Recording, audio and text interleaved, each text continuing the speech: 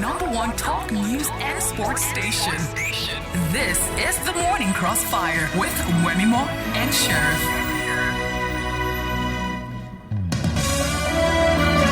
Welcome back. It's the Morning Crossfire on 99.3 Nigeria Info, and today we're giving you update on xenophobic attacks and reprisals in South Africa and in Nigeria. Ijoma Esek is with us on the line. Ijoma, good morning. Hello, good morning, Wemimo. Good morning. Great job you did yesterday covering for us that protest at the Circle Mall at Jakonde. Tell us again, one person died yesterday. Do we know who shot that person? Okay, to be realistic with you, no one can ascertain that for now because with the reports I've gathered this morning so far, it has been alleged that some of the looters that came around, I wasn't even a protester. They weren't protesters, but they were looters that wanted to come in, wanted to gain access into the mall to rob, to loot the shop, to loot the store. And no one can ascertain for now if the guy was being shot by the police or by the angry youth. So I can also, okay. Do we have any reports from the police? Has the police given us any statement as to what happened yesterday and who killed who? I spoke to the police city hero yesterday, DSP Bala, and he told me that he cannot ascertain the number of casualties. Is he okay now? Or the figure of destruction that was made.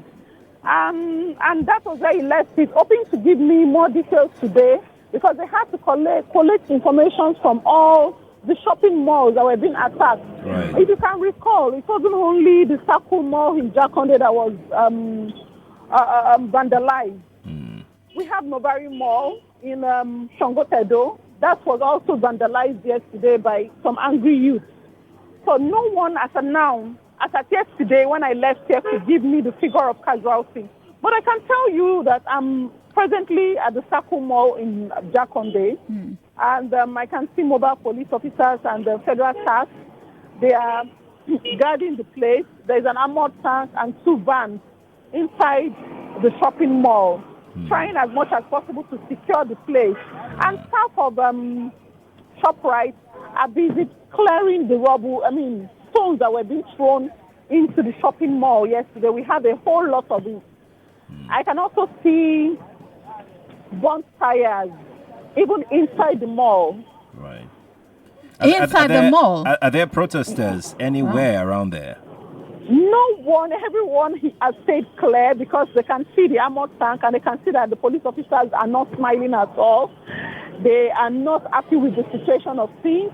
And the question is, if Nigerians have been alleged to be killed in South Africa, why are we killing ourselves in Nigeria? That is the question that has been in the lips of a lot of Nigerians that I spoke with. A lot of people are not happy with the situation of things.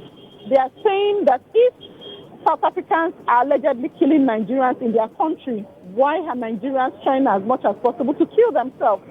And perhaps I must say, Doctor, when I was here yesterday, there were no protesters at all yesterday, but angry youth that were trying to vandalize. In fact, they vandalized lots of vehicles and stole from some people. I witnessed one myself.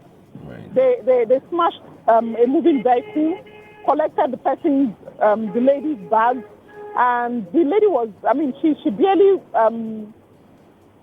she found it difficult to regain consciousness. That was yesterday, and there was an SUV vehicle that was vandalized across the road. Right. As at yesterday, the shots I got, the vehicle was vandalized and some things stolen from me. Right. But as at this morning, I cannot tell you, I can confirm that the vehicle was burnt down. Oh wow. Okay, as soon as we get updates, because we really would like to hear from the police clearly as to what happened yesterday and how they intend to protect travelers on that road. Many people were scared moving on that road yesterday. But thank you so much, Ijoma. Let me quickly mention that the police vehicle that was burnt down yesterday, I reported that yesterday. The police vehicle is still there. I'll try as much as possible to get the shots. And I'm still here waiting to get a hold of the area commander, as we have been told, has just been briefed that the area commander and the DC operations, that they're already on their way to come and ascertain and speak on what happened yesterday. So in about an hour, we should be able to get more updates on what really transpired yesterday. Great. Is the mall open now? Is the second mall open? The mall is not open because they are still trying as much as possible to clear the place. Like I told you earlier, a tire was burnt inside the mall, and I can see lots of stones, a whole lot of stones. So they are still trying as much as possible to clear the place. Right. I don't know. I cannot ascertain for now if it is going to be business as usual. Right. If they are going to open for business today, we cannot ascertain that for now. Okay, thank you so much, Ijeoma, for bringing us up to speed. And let's head over to Kano, where we have Dumebi Odimegu joining us from Kano State, giving us updates from there. Dumebi, good morning. Good morning. Good morning. Tell us, what's Kano looking like? Are there reactions to the attacks on Nigerians in South Africa? Have there been reactions also in Kano State? Well, surprisingly, Kano State seems to be very peaceful. We have conducive security atmosphere. There are no protesters on ground, and there's not been any havoc meted on any of the South African owned and operated companies in Kano, Nigeria. Maybe very quickly, was there any news at all as to what might happen, or the Kano residents are not just aware of the development in South Africa? Well, Kano residents are aware of the development in South Africa, but they just decided to take the right path by not reacting or retaliating to any of the gestures being meted out on their fellow citizens residing in South Africa. However, most of the South African-owned companies are taking drastic measures by telling their staff not to report for duties today, in particular, because they fear that some citizens are likely to retaliate on them. So the shopping malls owned by South African companies, or perceived to be owned by South African companies, and some other companies owned by South African citizens are shut for business. They are closed for business today. Is that what you're saying? A security operative that spoke to us earlier, he said ShopRite in particular ended today's business yesterday, being Tuesday, around 6 p.m. However, it did not state clearly if they are going to resume activities today. But when we are at ShopRite, none of the staff that reported for duties. However, in MTN, because we are currently at MTN now, one of the security operatives spoke to us and he said that they declared today work-free day for the staff. So we are certain MTN workers are not coming to work today in Kano. Indeed.